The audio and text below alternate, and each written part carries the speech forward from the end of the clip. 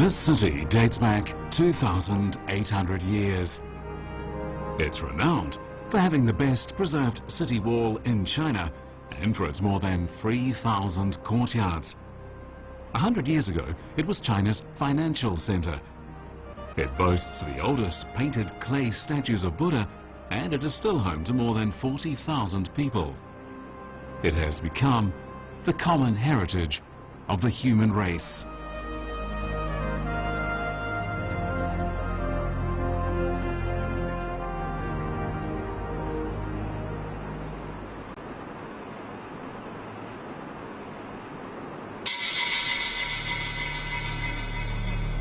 In the middle of China's Shanxi province, there's an old city called Pingyao.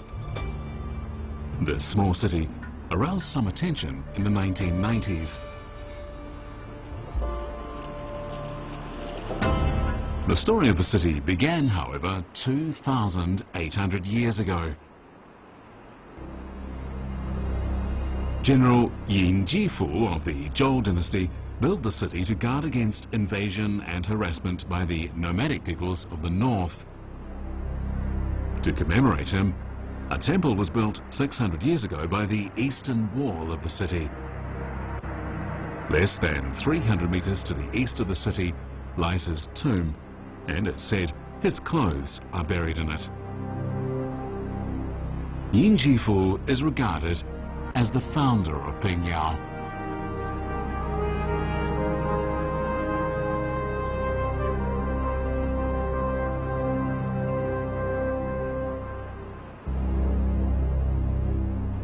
The ancient city wall is both the origin and the symbol of Pingyao.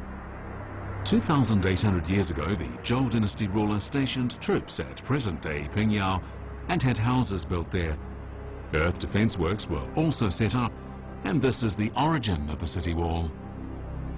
In the year 1368, China entered the era of the Ming dynasty. The Great Wall in the north was rebuilt and fortified. At the same time, the government had walls built around important cities. The huge bricks needed for this were mass-produced. In 1370, a brick wall replaced the former earthen wall surrounding Pingyao. This construction work lasted a dozen years. The present-day city wall measures about 12 meters in height with a perimeter of 6.163 meters. The wall's foundation is around 10 meters in width and 3 to 6 meters at the top. The length of the waterway can be seen when the 3-meter-deep moat runs dry. Outside each city gate is a square called a barbican, the same height as that of the city wall. In peacetime, it served as a checkpoint. In wartime, a number of enemies could be led into the enceinte, a kind of special enclosing wall, and destroyed quickly by a cascade of fire from above after the gate was shut. On February the 13th, 1938, the city wall performed its military service for the last time. Japanese aggressors bombed its eastern corner, and then they swarmed in and occupied the city. In modern warfare, the 600-year-old fortification was of no help. Shell holes made by the Japanese troops at the eastern corner of the city wall can still be seen.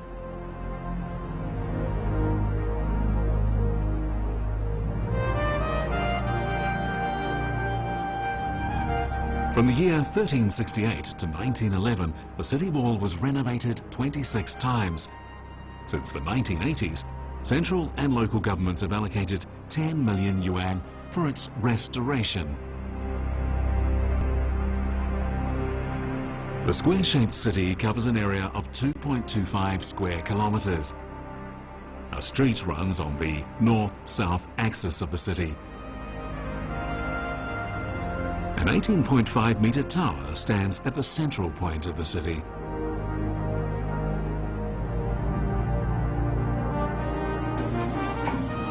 The city's traffic net consists of 4 streets that cross the city, 8 evenly allocated avenues, and 72 crisscrossing lanes. The different colours of the roofs tell the classes of the residents. Yellow and green roofs belonged to government offices and temples, and the grey ones to the commoners.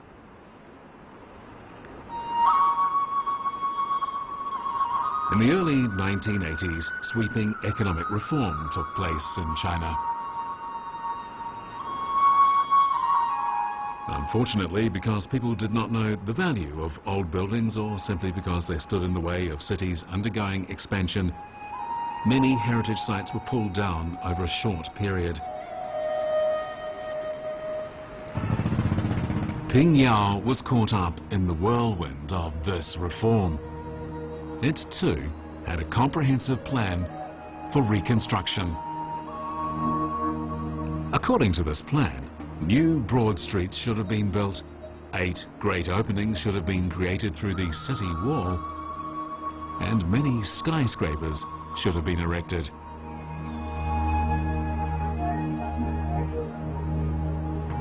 This destructive plan was put in motion in 1981. However, due to a lack of construction funds, the project carried on slowly. At this moment, some Chinese experts on ancient buildings heard the news, and they urgently appealed to the government to stop the demolition. The proposal was at last adopted, and the ancient city of Pingyao survived a crisis thanks to their undeveloped local economy. Of 4,000 cities in China, Pingyao is the only one that still has its original layout intact. Pingyao's civil residence area follows the quadrangle design, a Han ethnic style from northern China. In the compound, low brick walls divide courtyards. The 8-meter walls surrounding the compounds resist sandstorms from the north.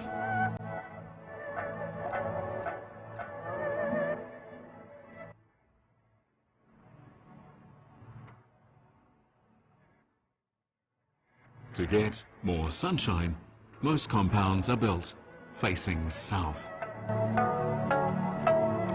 One unique feature of the Pingyao civil residences is that the principal houses take the form of the cave homes found in northwest China. The difference is that the caves are not built by digging into slopes, but are constructed with bricks on flattened ground. The principal house usually consists of 3 to 5 caves. The exterior is reinforced with a wooden corridor and tiled eaves to shield the house from rain and sunshine, and the eaves are decorated with various engraved and painted motifs.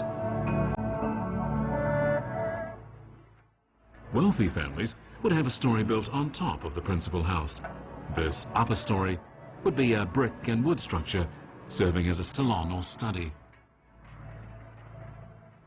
With various walls and garrets built on their tops, the principal houses were higher than the neighbouring houses, and that was meant to ensure the house owner's favourable position in terms of feng shui.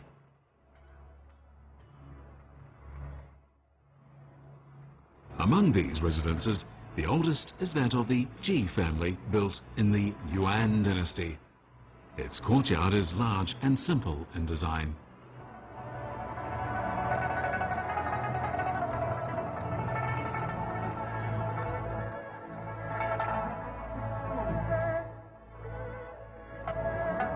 Most civil residences in Pingyao, however, were built during the period from the mid-17th to the 19th centuries. From the 18th century, industry and commerce in Pingyao developed very quickly, and the local people became richer. Large residences for rich businessmen and landlords emerged. In recent years, many civil houses have become run down due to lack of repairs. With the population living in them having multiplied, they're in a dilapidated condition.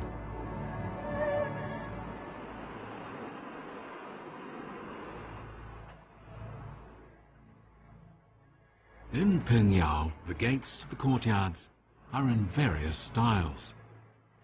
Some are arched, and others have a tall and narrow porch. The most eye-catching is the ornamental hanging flower gate.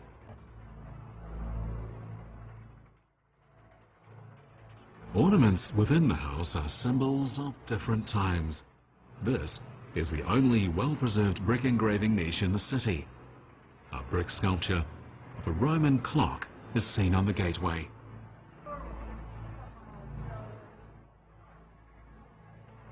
Pingyao has more than 400 well-preserved courtyards built between the 14th and 19th centuries.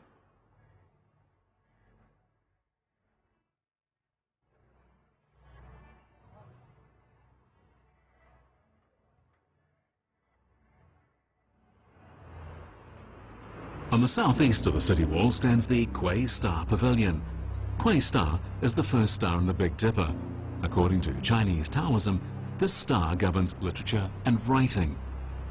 There are 3,000 battlements on the city wall and 72 watchtowers that were used as observation posts and arsenals. The numbers 3,000 and 72 symbolize the 3,000 disciples and the 72 most outstanding students of Confucius during his preaching in many kingdoms. Opposite the pavilion is the Confucian Temple, built in the year 1163 and rebuilt during the Song and Jin periods. It is the oldest of its kind in China.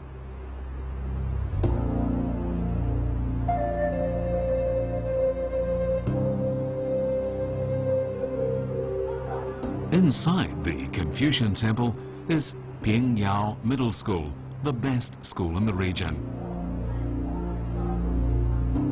The number of students admitted into universities on a yearly basis demonstrates this fact.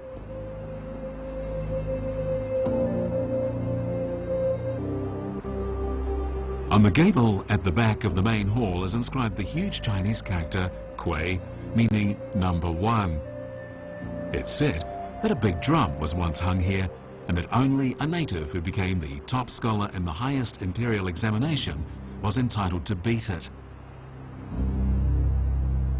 Pingyao never brought forth a top scholar in the National Imperial Civil Examination, but nevertheless, a local play tells stories about scholars who worked hard and had success. Third Madame Educating Her Son, a Shanxi Opera, tells of a naughty child who loses his father at an early age, studies hard under the strict discipline of this third Madame, his father's second concubine, and an old butler, and finally comes first in the Imperial Civil Examination. Shanxi Opera is a popular form of local opera in the middle of Shanxi province, but nowadays it's hard to trace the origins of Shanxi Opera. These odd-shaped cold steel items are military weapons from ancient and modern China. In the last 1,000 years, people who possessed martial arts skills provided armed escort services for valuables in transit, thereby acquiring a handsome income. This civilian organization was called the Armed Escort Service. In the early 19th century, even if businessmen made a payment to the service, there was no guarantee that their assets would safely reach their destination. A dye house firm in Pingyao had branches in provinces all over northern China, so some Pingyao businessmen deposited cash in its branches. With a certificate, they could withdraw cash from its main firm in Pingyao. Clients had to pay a premium for this service. Lei Lu Tai, the general manager of the dye house firm, realized that this was a great commercial opportunity.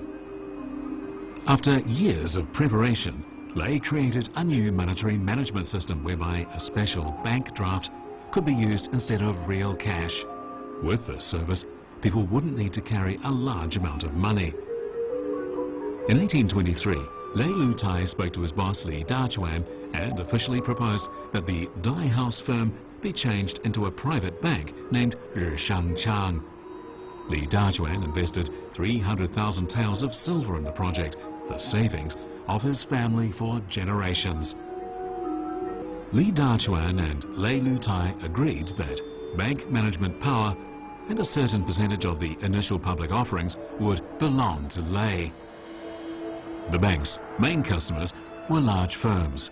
They could easily shift funds and make payments via bank drafts, thus removing the need for traditional cash settlements.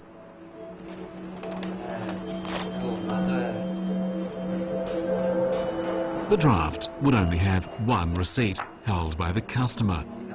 The bank adopted the principle that a draft is accepted no matter who presents it. The draft bore a set of specially designed passwords understood only by key members of the bank staff. Chinese characters were used as ciphers. The bank also had a rule that drafts should only be cashed at least 3 days after being submitted, which gave the draft holder some time to make a declaration if it was lost. Appointed persons whose handwriting was familiar only to insiders wrote each draft. In addition, the ciphers were frequently changed. Even today, no one can decipher them. The bank charged the client a percentage fee for transferring the money according to the distance the remittance covered. Transport was underdeveloped at that time, so the remittance period was very long. During that period of time, banks lent money at a low interest rate to businesses, and it was in this way that the banks earned extra income. It's difficult to find the exact sum of the profits that the bank made, but we know that the 300,000 taels of silver invested by Li Dachuan earned a dividend of 15 million taels of silver over the next 100 years.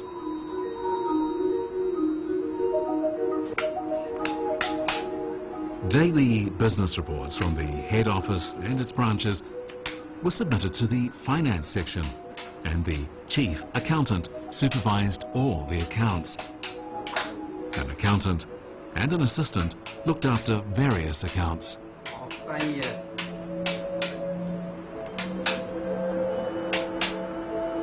The bank also had a complete reporting system, the core figure of which was a scholar. This scholar was selected from the most successful candidates of the imperial examination, which offered them high status and salary. Every day, branches of the bank sent business report letters to the head office. It may have received more than 100 letters a day, dozens of which had to be replied to immediately. The general manager was in full charge of the bank with help from 2 assistants. The chief accountant reported the everyday balance. The scholar collected information from all the branches and submitted this to the general manager, who would then make instructions to the branches which would be forwarded on by the scholar. In its heyday, Shangchang employed 15 people in the head office and had 35 branches throughout China. In total, the bank had around 150 employees, and the employees were recruited according to very strict requirements. They had to be boys between the ages of 13 to 15 years old who passed tests on the use of an abacus and who could write using regular script. Their families had to be free from any criminal record for 3 generations. For 3 years of apprenticeship, the bank would offer them only room and board but no wages. After the apprenticeship, the bank would give the wages directly to each boy's parents. The bank adopted a lifelong employment system. As the apprentices learned their business better, they would work in the branches for some time, and in due time, they would get specially appointed shares. Shangchang had 9 managers, and each of them started his career as an apprentice.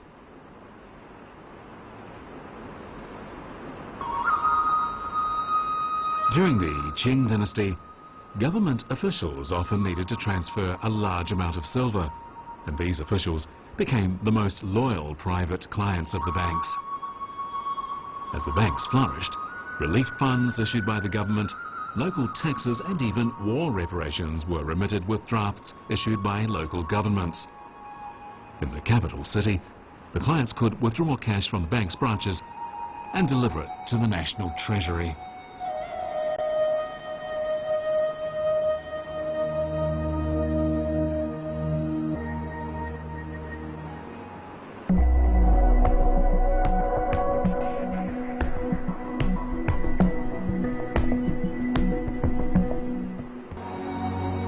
In the middle of the 19th century, Chinese private banks entered their heyday.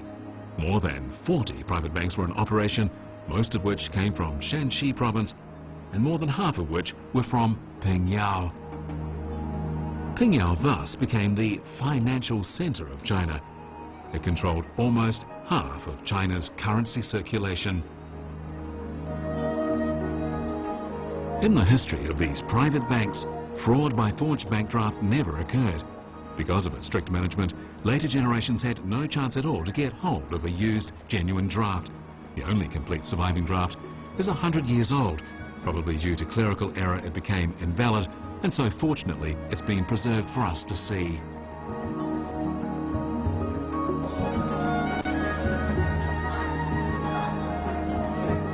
These are the correspondences of Shengchang.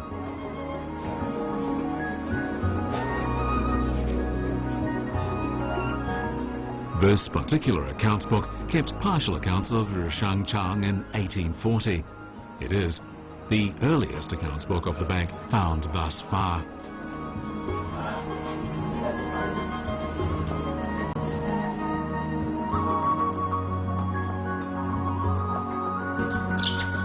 In the late 19th century to the early 20th century, China was shaken by social unrest, and private banks suffered huge losses repeatedly. In the 1920s, private banks in Pingyao entered their twilight hour. From 1823, when the first private bank, Shengchang, was founded, to the closing of the last private bank, Baofanglong, private banks in Pingyao had lasted a full century.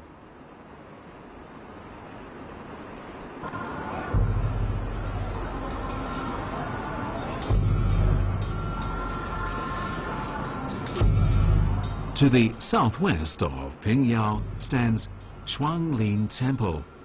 It covers an area of 11,000 square meters. Painted clay statues can be found in every hall of the temple. The highest statue is 3 meters in height, and the shortest just 10 centimeters.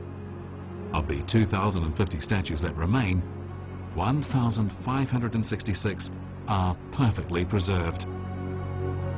These painted clay statues were created from the 10th to the 19th centuries.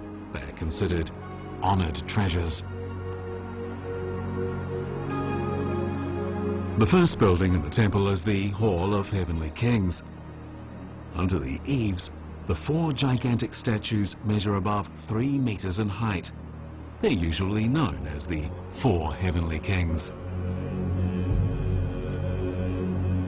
The eyes of the 4 Heavenly Kings, made of embedded glazed balls, look very lifelike. This is a unique sculptural technique in China.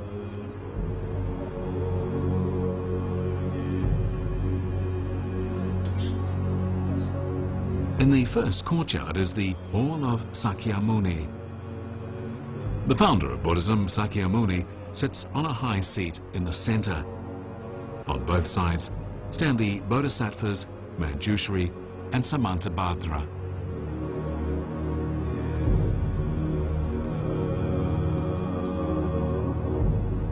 The walls are lined with painted clay statues.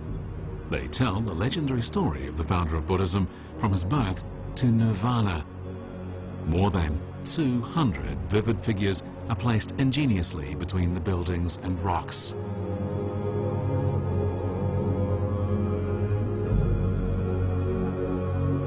Also in the first courtyard stands the Hall of Arhats, in which 18 Arhats are enshrined. Arhat means someone respected by mortals. These Buddhist statues, ranging from highly stylized to realistic representations, reveal the ancient artist's imagination and creativity. They're regarded as masterpieces. The Hall of Mahavira in the next courtyard is the tallest in Shaolin Temple. Because the Buddha subdues various devils, in Sanskrit he is known as Mahavira, or Great Hero. The 3 huge Buddhas are the 3 incarnations of Sakyamuni. To the east of the Hall of Mahavira is the Hall of 1,000 Buddhas. The pose of the main statue of Avalokitesvara is leisurely with a tranquil countenance. It is a rare masterpiece of its kind. Next to it is the statue of Skanda, protector of Buddha's teachings. It is praised as the first Skanda in China. This statue, with a vivid face and glistening eyes, measures 1.6 meters in height and manifests the beauty of a powerful warrior. It is the most outstanding painted statue in the temple. Along the wall are 500 painted clay figures displaying the rich Buddhist pantheon of deities.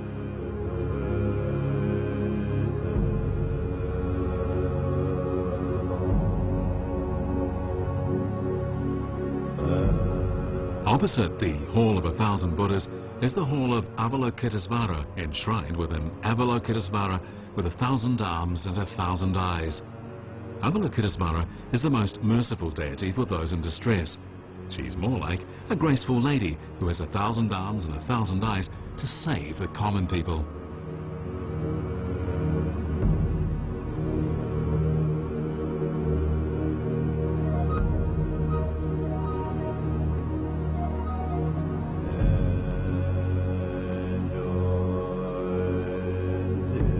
Twelve kilometers to the northeast of Pingyao is a prominent temple called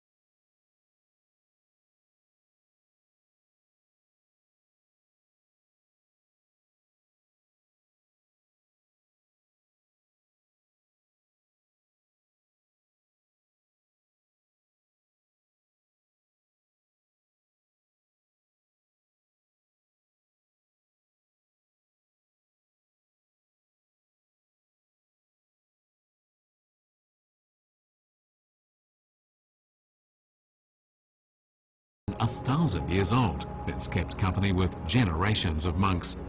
Although it's less than 3 meters high, this bizarre tree is one of the attractive features of the temple.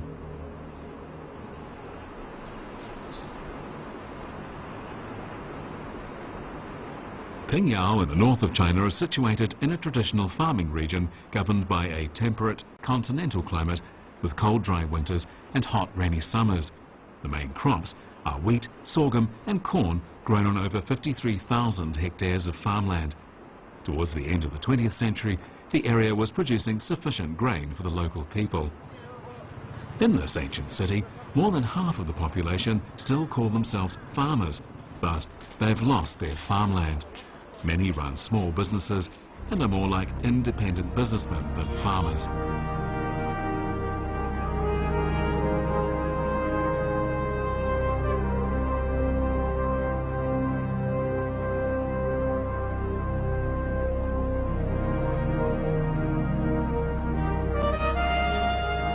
Life goes on, and sounds of various kinds echo in the streets of this ancient city.